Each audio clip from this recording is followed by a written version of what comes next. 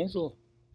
J'ai envie de réagir aujourd'hui à l'article qu'a publié le Courrier des Amériques, mais qui fait suite aussi à un courrier de Nice Matin, à savoir par rapport à le mandat d'arrêt international de quelqu'un qui est intervenu dans l'immobilier à Détroit et qui a vendu de l'immobilier à Détroit à des Français. Alors je ne me positionnerai pas sur le fond de l'affaire, d'abord parce qu'il y a a priori enquête en cours et que tant qu'on n'est pas jugé, on est présumé innocent. Ok. Alors je dirais simplement que sur le fond, sur l'immobilier à Détroit et sur les agissements de certains. Bon, d'abord sur la question de Détroit, on a été dans les premiers, d'ailleurs à un moment, je veux dire très clairement les sols, à tirer la sonnette d'alarme. J'avais poussé un coup de gueule sur Facebook en 2018, une vidéo que vous pouvez retrouver dans mon fil. J'avais poussé un coup de gueule en 2018 en disant que c'était vraiment n'importe quoi et qu'il y avait qu'en France qu'on présentait Détroit comme la ville dans laquelle investir. On a écrit des articles sur le sujet. Dans Objectif USA Immobilier, on a écrit un article en 2017. On est allé au Salon de l'Immobilier en 2018. Au Salon de l'Immobilier en 2018, nous étions sur le stand de Miami Realtor, l'équivalent de la FNIM, et on était en face du stand qui vendait Détroit. Et la revue Investir les avait interviewés. Et j'ai écrit du Salon de l'Immobilier, j'ai écrit à Investir pour leur dire que c'était du grand n'importe quoi, qu'une revue comme Investir publie des éléments comme ça sans prendre la moindre vérification. L'année suivante, ils nous ont donné la parole à Investir. Cette même année, on avait eu quelque chose d'assez drôle, j'aurais presque malheureusement tendance à dire pathétique, à savoir que nous avions organisé des conférences, comme on le fait souvent, et on avait organisé une conférence à Marseille. Et à cette conférence de Marseille, nous avions invité des professionnels. Et pendant notre conférence, on publie un tableau, qui est d'ailleurs sur notre site, où on comparait Orlando et Détroit. Et là, on s'est fait prendre à partie. On s'est fait prendre à partie par des agents immobiliers et des gestionnaires de patrimoine qui nous ont dit que c'était scandaleux qu'on critique Détroit, etc., que Détroit c'était fabuleux, que voilà, il y avait un super potentiel. Bon, ok, c'est pas ce que les chiffres disent. C'est une ville qui perd de la population depuis 50 ans, dont le taux de chômage est élevé. Alors oui, il y a de temps en temps un frémissement, un petit rebond, mais bon, globalement, les Américains investissent pas à Détroit. Donc pourquoi les Français iraient investir à Détroit? Ça, c'est un truc qui me dépasse. Toujours est-il que on s'est fait bousculer pendant ce meeting. Et on a discuté avec eux après, mais on a très vite compris. Sur un bien, nous, quand nous vendons un bien, par exemple une townhome à 300 000 dollars à Orlando, la commission, elle est globalement de, on va dire, 2,5%. Donc ça va faire, on va dire, dans les 8 000 dollars. Sur ces 8 000 dollars, on ne peut redonner à un agent immobilier français que 25%. Donc admettons que sur quelque chose comme ça, si un agent immobilier nous envoie du monde, on lui enverrait, entre guillemets, 2 000 dollars maximum. Sur les biens à 70 000 dollars vendus à Détroit, les agents immobiliers ou les gestionnaires de patrimoine français touchaient 10 000 dollars.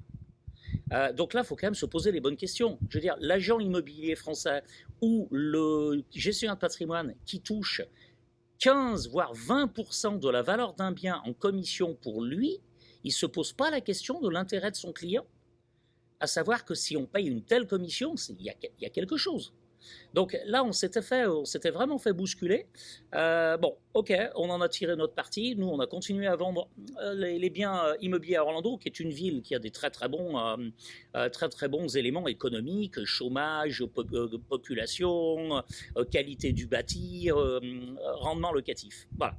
Donc ça, c'était sur la question à l'époque de Détroit.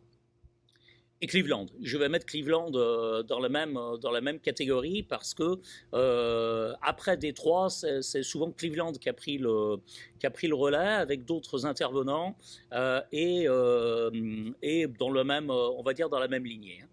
Alors, je vais rajouter autre chose, c'est que la personne en question qui a été mise en examen, à mon sens, il a des disciples. Ce que je veux dire par là, c'est qu'il y a aujourd'hui d'autres offres qu'on voit sur le marché qui me laissent extrêmement perplexe. Quand on parle d'investissements qu'on aurait trouvés grâce à des compétences exceptionnelles et des investissements qui seraient sous-évalués et pour lesquels on aurait des rentabilités à 2 chiffres sur des périodes très courtes, alors, attention, ça peut arriver. Ce que je veux dire par là, il y a des biens qui peuvent être potentiellement sous-évalués, pour lesquels on peut potentiellement retrouver un acheteur assez vite, avec une bonne rentabilité. Ça peut arriver. Ça peut ne pas arriver aussi. Et ça n'arrivera pas en masse. Quand je dis ça peut ne pas arriver, ce qui peut se passer, un des plus gros risques sur ce type d'offre, c'est le risque d'immobilisation. C'est-à-dire que, effectivement, vous achetez le terrain soi-disant moins cher que le marché, et vous n'arrivez pas à le revendre. Et ça prend des années. Il faut savoir quand même qu'actuellement, le marché de la construction aux États-Unis, il n'est pas au beau fixe. Donc, par exemple, les terrains constructibles, je ne suis pas sûr que ça soit quelque chose qui soit en très forte progression actuellement. Donc ça, c'est un premier élément. Donc tout ça, l'autre élément, c'est que ce type de placement, ça doit être fait avec énormément de précautions. Il faut que ce soit de l'argent, entre guillemets, que vous oubliez et que vous récupérez longtemps après, si plus-value il y a eu, mais certainement pas quelque chose dont vous avez besoin de récupérer le lendemain parce que vous ne pourrez pas. Donc il y a énormément de précautions. Il y a des lois qui encadrent ce type de placement par rapport à la priorité aux accredited investors, qui sont des investisseurs avec des caractéristiques bien spécifiques, qui sont entre autres des investisseurs qui peuvent se permettre de perdre cet argent. Donc il y a des lois par rapport à ça. Il y a des lois sur la communication sur ce type de placement, véritablement. Alors c'est l'équivalent de la DGCCRF en France sur la protection de l'épargnant. On doit prendre énormément de précautions et par exemple, il y a des règles qui interdisent sur certains placements de s'adresser au grand public. Alors quand on fait de la pub partout sur Facebook, si ça, c'est pas s'adresser au grand public, je ne sais pas ce que c'est. Donc voilà, malheureusement, ça s'est passé. Malheureusement, il y a des gens qui ont perdu de l'argent, il y a des gens qui ont perdu toutes leurs économies parce qu'ils ont acheté du rêve. Vous avez des gens qui sont des très beaux parleurs. Vous avez des gens qui vendent véritablement, qui vendent du rêve. Le problème, c'est que vous avez des gens effectivement qui ont mis toutes leurs économies là-dedans, et ça franchement, ça me désole.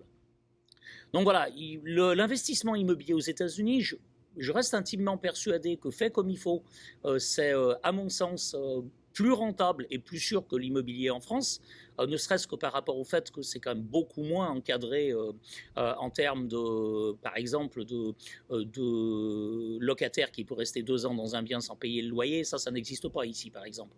Il y a un certain nombre de choses qui font qu'à mon sens, l'immobilier locatif aux États-Unis est un bon investissement, mais si vous investissiez à Lyon, en France, je veux dire, vous investiriez certainement sur des villes sûres. Faites la même chose aux États-Unis, investissez sur des placements sûrs.